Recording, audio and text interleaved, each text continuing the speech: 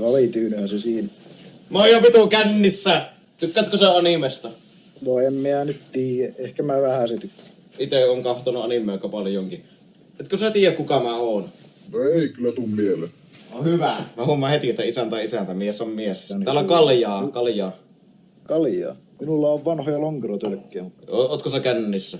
En oo. Mä oon tosi ujo ukko. Ei tulisi kulkea, että tulisi selvinpäin tänne tosiaan. Konnu-ukko. Minkä ikäinen se isäntä on? 20 paremmalla puolella. Aika jonne ukko. Ootko sä neitsyt?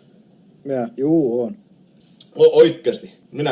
Minä oon niinku aikuisesti oikeesti neitsyt. Ja mä aion olla ikuisesti neitsyt. Mä oon vannonut itseni anime-tytöille. Näistä 3D-tytöistä on vain onnelmia. Minusta tuntuu, en oo niin hirveämmin noin naisten perään kahellut, niin en oikein osaa sanoa. Ootko sä homo? En mä nyt ihan niin sanois, mutta enemmän siinä välimmaasta. Joo, eli bi. Mä vihaan 3D-tyttöjä. Mä vihaan naisia. Vihaat 3D. Mä oon sovinisti.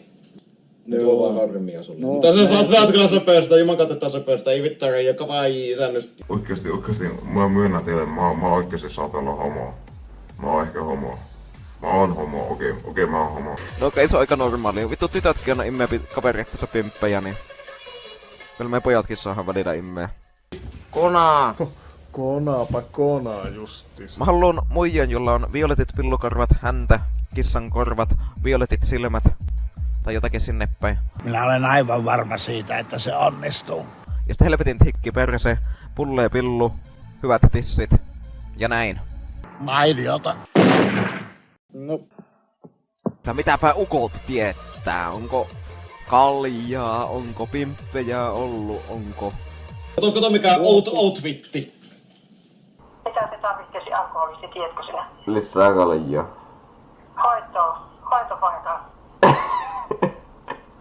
Hoitopaikan tarvitsisi.